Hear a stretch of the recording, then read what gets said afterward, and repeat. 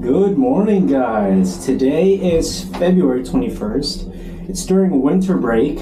I actually didn't want to come during winter break because I know there'd be a lot of people, but next week I saw the weather and it's like raining in like 50s. So I was just like, let me just commit to one good day this week. The thing I want to work on today is two things. One, I want to work on my knee steering, so that's gonna make me steer with the knees, obviously, but it also prevents me from using my arms and my upper body too much. I mean, you should still use your upper body, but I want to minimize that to get that smoother, more comfortable look. And also, my friend Tom, his brother said that I should let my shoulder point down the mountain at all times instead of, like leading and over twisting, which can be a waste of energy and almost inefficient. I'm also going to try to track my speed for this time. Not usually just the fast runs, just like overall. Once I start up there, I have the ski tracker app, so it's going to tell me my top speed. But I want to push my boundary and try to get a little faster, because last time when I was in Akima with Jacob, I noticed how I was on the slower side of the snowboard. I'm just trying to overcome my threshold one at a time with speed, and hopefully I can control my board. Hopefully the condition is right for me to catch good turns so that I don't skid out when I go fast enough. But it's also, reading the terrain is also very important when you're in a faster speed. All right, first run of the day, deer run. This is a blue cruiser. Luckily, there weren't a lot of people, so I could actually work at my speed. And I was actually really surprised that I kept my board pointing downhill most of the time. There's some parts of deer run that gets a little steeper and narrower, so I had to speed check a bit to control my direction and speed. It also helps me anticipate for slope changes. It was really nice to go fast on a lot of the downhills where the runs previous, I would always speed check and get scared and slow down. But luckily, there weren't a lot of people, and it helped me gain some confidence for the next few runs that I was going to do. I was also trying a new way to hold the Insta360 camera, and I didn't know the camera would be kind of heavy when I'm just cruising with this, because I've seen a lot of videos of people using it like this, but I guess I just don't know how to use it properly. It'll improve on my next runs. But yeah, this was the perfect run to set me up for going a bit faster on the next few runs I'm about to do. I am also using more knee steering, so hopefully my posture improved a bit. Okay, so that was a good run. Average speed 14 miles per hour. Awesome. Max speed 24 miles per hour. There was a steep hill that I usually, like on my previous run, deer run, I would slow down, like get really scared, but I put my board downhill and it was nice. There was one time where I thought I was gonna catch an edge. It's pretty scary. I didn't see the slope change happening. It's one of those things where, like, if you don't decide on the edge, the mountain will decide for you. So that was pretty scary. Pretty happy. 24 miles per hour is a cruising speed.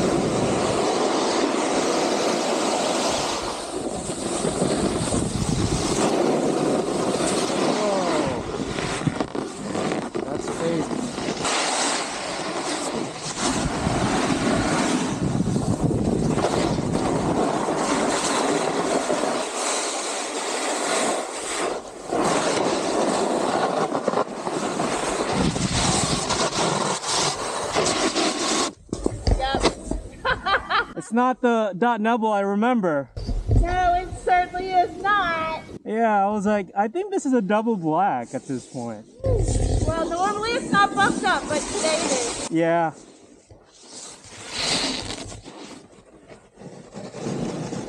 I wouldn't let to follow this instruction now. I was so disappointed seeing this run because previously Dot Nebel was the best Black Diamond experience I've ever had in Bel Air. I knew they were working on it when I went down Dot Nebel before, blowing a lot of snow. So I thought they were going to groom it, but I guess they decided not to groom it or didn't have time. So all these like Mowgli icy patches came up, and I mean, it was fun, but I expected to kind of go fast on this.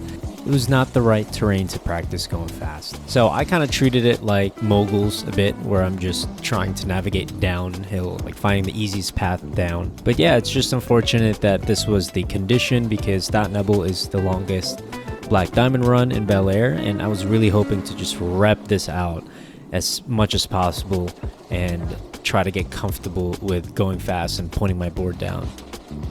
That was probably the sketchiest run, almost comparable to Winnisook when Tom Scorpion, not treated at all. Some ice in the top layer. I guess I won't try Dot Neville again today. Not as beautiful as it was when I was here with Sean, but I'll take it. This is Roaring Brook. This is another blue cruiser, Roaring Brook. It's probably my favorite trail in Bel Air. Yeah, I was trying to practice my speed again at the top. I know that if you're trying to go fast, it's better to be bent down and get as low as possible to absorb the shock of the terrain that's coming, but I wasn't comfortable doing that yet. I think there's a way for me to go fast while being upright first, and also just trying to be more comfortable with reacting to my snowboard, because if I just send it and kept my knees bent and just go as low as possible, I don't want to risk injury. So right now my goal is to just try to go faster in this more upright position, and also try to be more on my edges, because the more you're on your edge, the more you're able to glide through the snow properly. I'll eventually get there, but right now I'm not ready to full send it. Near the bottom of Roaring Brook, it gets a bit crowded, so I had to do a bit more speed check and just be careful with people around me, not go too fast. So that kind of hindered my practice a bit. Also in this run, if you could see, there's a snowboarder in front of me, and my goal was to keep up with him or try to overpass him. It's actually more motivating to make yourself a bit more competitive when you're trying to improve, because like if you're a competitive person, your competitive instincts just kick in. He ended up staying in front of me, but I feel like it would be more fun if Tom or Jake was with me and I was trying to keep up with them. More like a friendly competition. Roaring Brook is always a nice cruiser. Knee steering, I'm bending my knees more so I could, push my knee forward from my toe side and back to my heel sides. Fortunately, I don't feel on my quads yet, which is a good sign, which means I have a lot more runs to go. The bottom of my feet does hurt. I only really feel it when I'm on the lift. It might be a good thing. Like in the previous videos, carving was usually like something I would look forward to in practice. But now I'm like, there's other aspects of snowboarding that I want to learn first. Hopefully it'll come together when I do the carve. I know it's a bit different, and it is recommended to change your bindings positive, but might be for another day. I did bring my screwdriver just in case.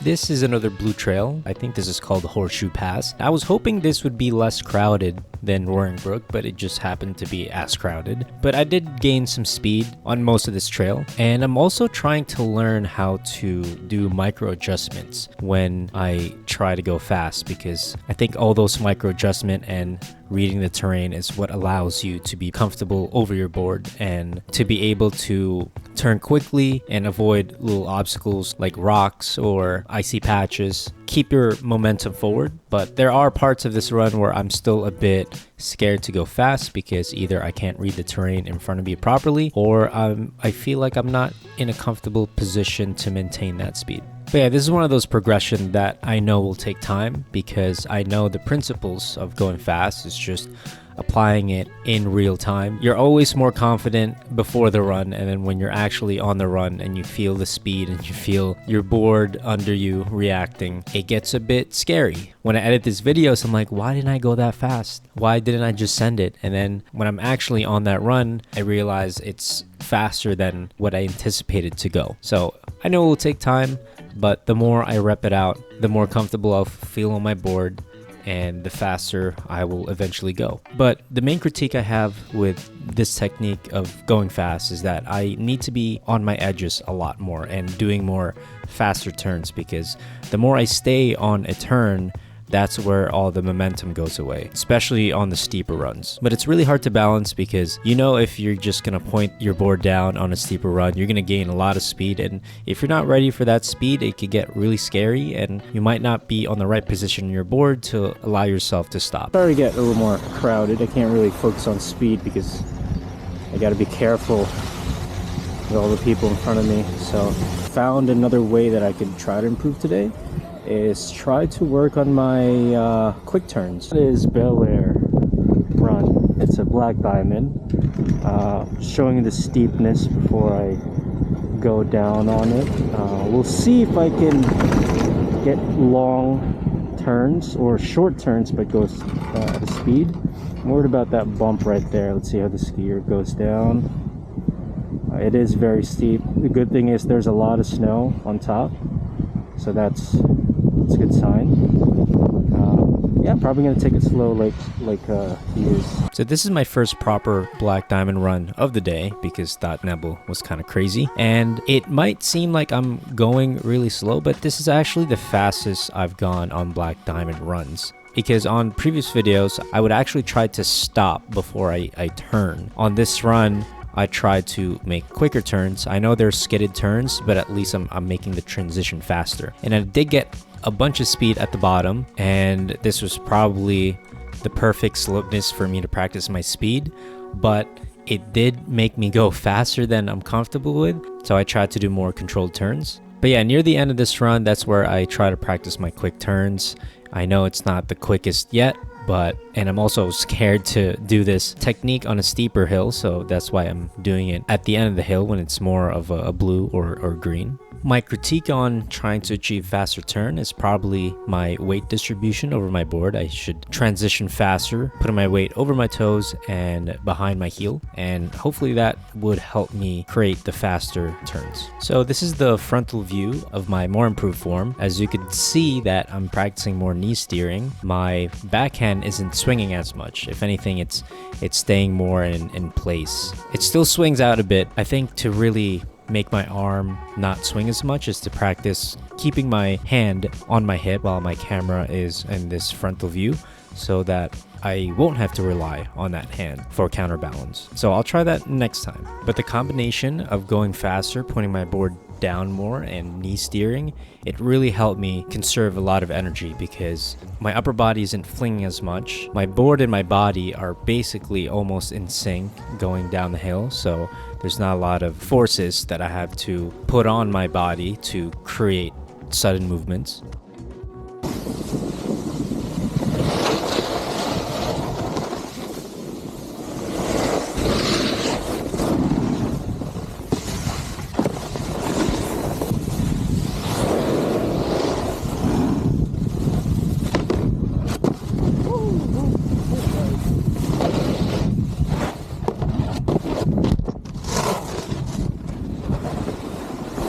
Try.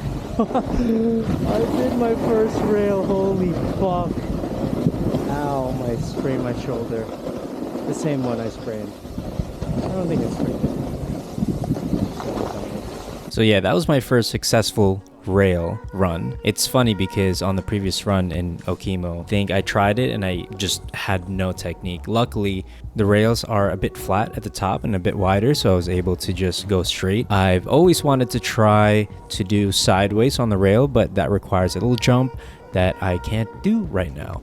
But yeah, really happy with rail progression. I'm still not 100% addicted to the park yet, but it's just nice to know that there is some progression happening in the park, and it also helps me mix up my day a bit. It was just unfortunate I landed on the shoulder that I sprained in Mount Snow a few weeks back, but I think it was worth it. Right now, my shoulder is getting better, so that's good. So there's really nothing to worry about.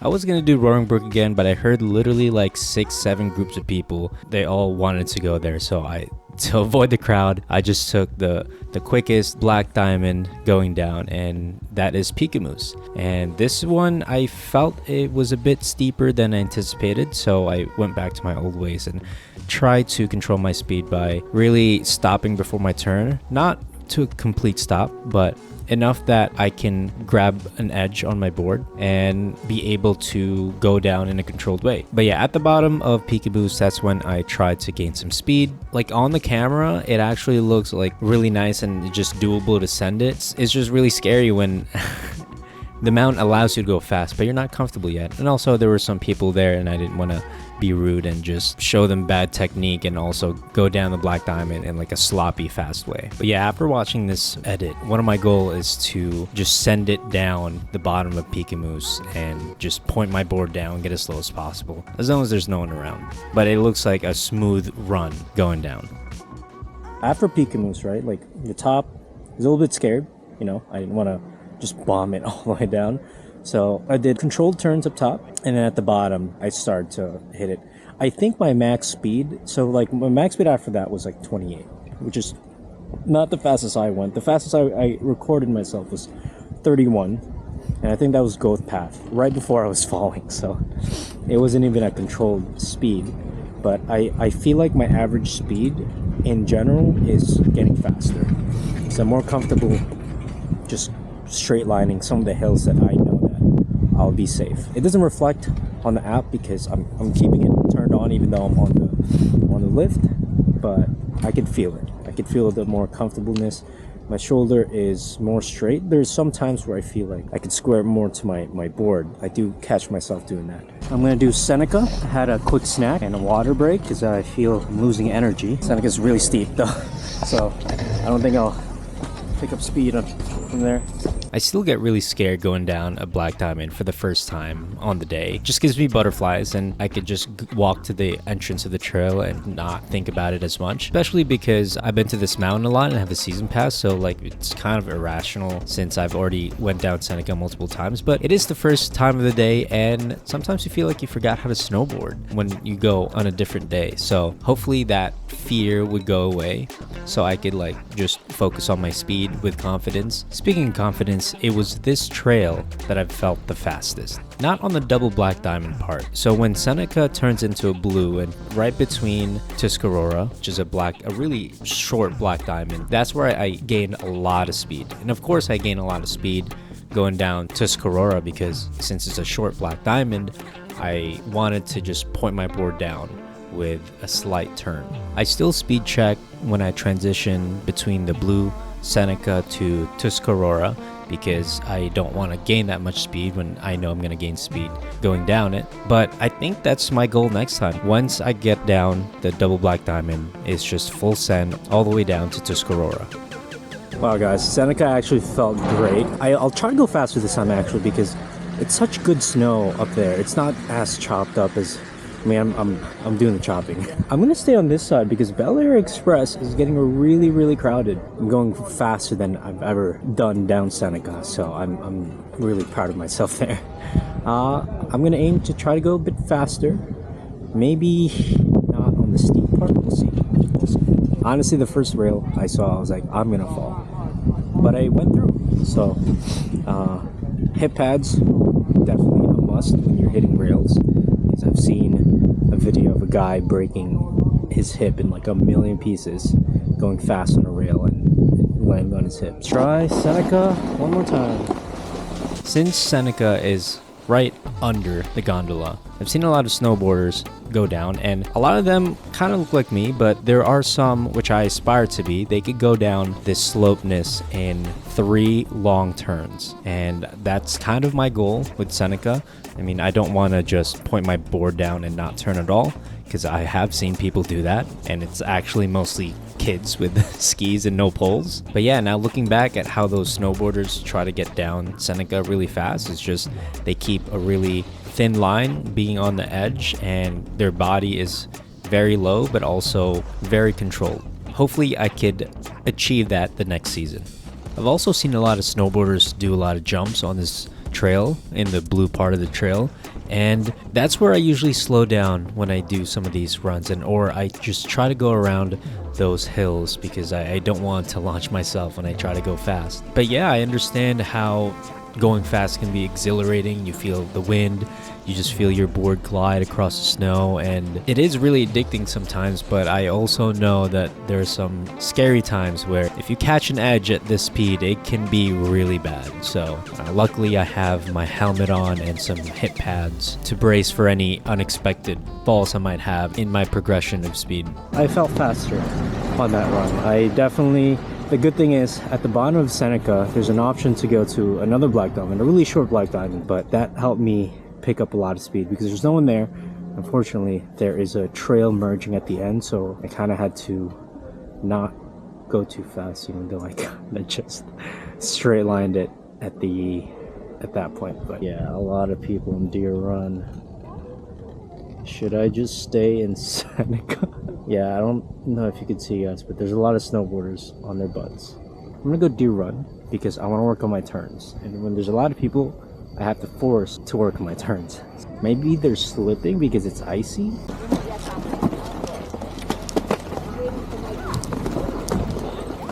This run at Deer Run actually went better than I thought. There were people on this trail, but they managed to be on one side, more on the right side, where I got to explore more on the left side and just straight line it down most of the trail. Yeah, I was really happy that my board was literally pointing down the trail 95% of the time. It's only near the bottom where there were a lot of people, especially in like the 90-degree turns.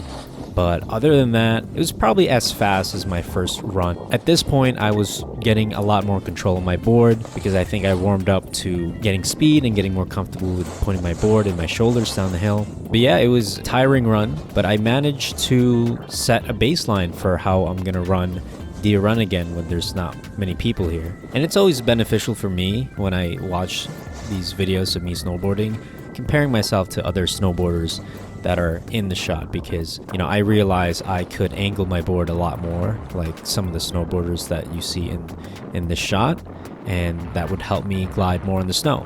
Another technique I could probably use to get speed is to use my turns to pump the speed, so pushing my board onto the snow in order to gain some traction and more momentum on my turns. It also helps if I learn to turn a lot faster so that my board is pointing down the mountain at all times, and with quick turns it also helps me regulate my speed and control of the board, because my snowboard would be gripping the snow easier on its edge, giving me a lot more control.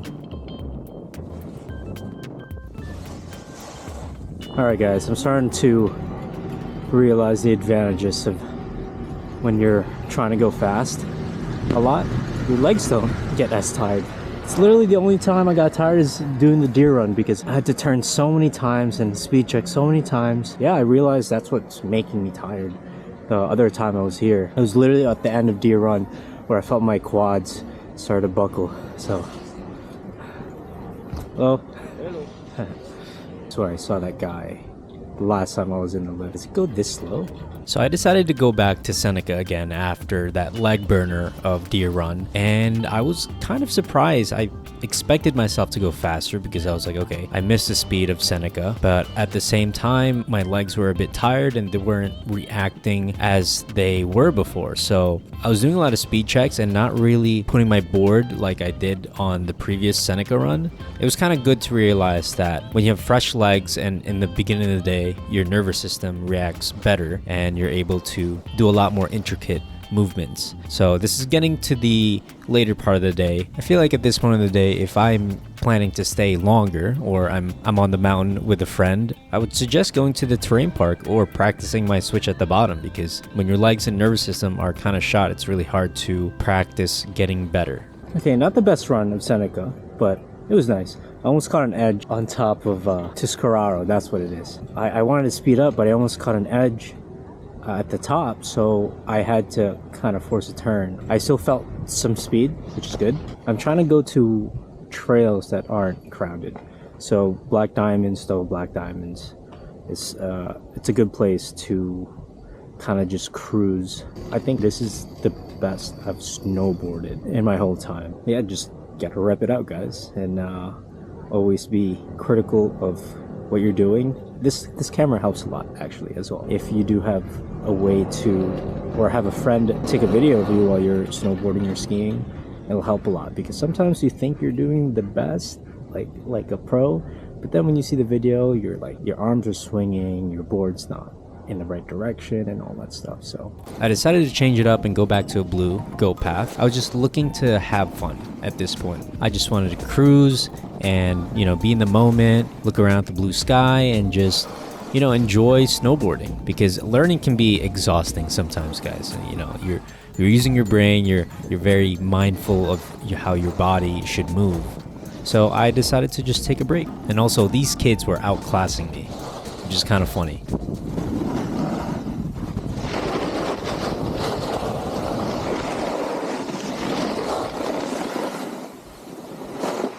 looks pretty bad.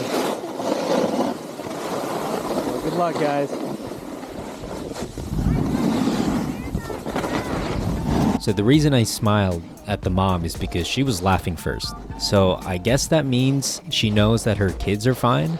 But yeah, that was kind of interesting to see. You know, I hope they're doing okay.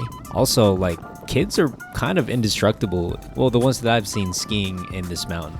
And the fact that they're already faster than me at that age means they're just gonna get so much better when they get older. But coming back to Goat Path, this is my first run of Goat Path of the day. And I try to go fast here, but I realize that there's a lot of small hills in Goat Path that if you go fast enough, you're just gonna launch yourself. So I try to go around the hills like I did at Seneca Blue. The advantage of Goat Path, especially near the bottom, is it gets really wide, so you can really plan your turns and avoid some terrains that you don't want to go over. Okay, big improvement on Goat Path. The other times I would do Goat Path, I mean, I didn't send it as much as I wanted to. You know, it was still pretty fast, faster than what I'm usually used to. So I'm happy. I'm usually a hard critic of myself, and the fact that I was proud of my progress on the speed today, it's a pretty big deal for me. So. Since I experienced great snow at Seneca, I knew there was going to be great snow all over the mountain. So I tried a different trail. This is a Black Diamond Wanatuska. I was right. The snow was really great. My board was catching. It was very steep for me, so I had to speed check a lot and do a lot of skidded turns. But it was a really enjoyable experience, and I got to also enjoy some of the speed near the bottom. I think this is the part where I start to feel more pain on my legs more consistently at this point. It was harder for me to get down, especially on some of the less steeper side of the mountain. Damn guys, Wanatuska was really nice. My feet is starting to cramp up at this point, but Wanatuska was beautiful at the top. Oh my god. The view, I thought it was going to be mogul, so I was like, I couldn't really see the hill yet because it suddenly dropped. It wasn't bad. It was actually really beautiful. Starting to feel my legs. And it's a good sign. It's a good sign because I think the last time I came here by myself, I was done the first run. Like, Goat Path, I was really tired. Maybe I was just having an off day, and you know, and I also think my technique got better, and I'm doing less turns because my speed is faster and more maintained. I can still do a lot of work, and I think right now, last time I checked, 29 miles per hour was the fastest I went. I think average wise on my first run was 14 miles per hour, and that was Roaring Brook, so it wasn't that steep. So I think 16 to 20 miles per hour is probably my average. So really, really happy. I mean, you know, I don't have the app to tell you that, but I just feel it. So I forgot to mention the glades. I think one glade is open today, but it says thin covered trail. And I'm thinking in my head, I'm like, okay, what I had in Okemo, it wasn't thin covered.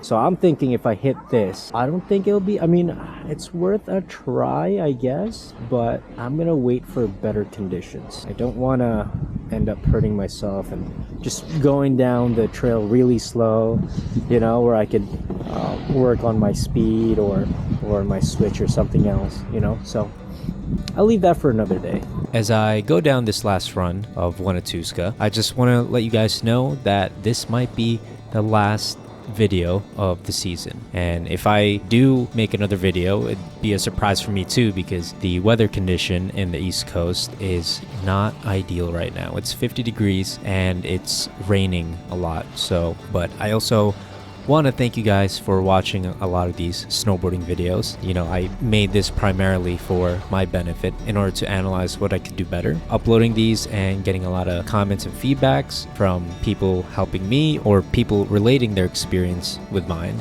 was really fun to see. So if this is my last video of the season, I just want to thank you guys for watching and being in this journey with me. This is basically my first real season of snowboarding, and I'm definitely going to continue my progress in the next season. I'm getting a lot of ads of getting season pass for the next season already, so I guess the mountains around here know that it might be over as well. I know I could go to the West Coast because from what I'm seeing, they're getting dumped with snow right now, but I don't want to risk another travel and if the weather turns really quick, then I would just waste my time. So I think I'm happy enough with how many runs I've had this season. I don't know what I'm planning for this channel yet, but hopefully it's going to be more exciting stuff, more vlogging, traveling, and hopefully me learning new stuff as well. So thank you guys for watching, and I hope to see you guys on the next video. Peace.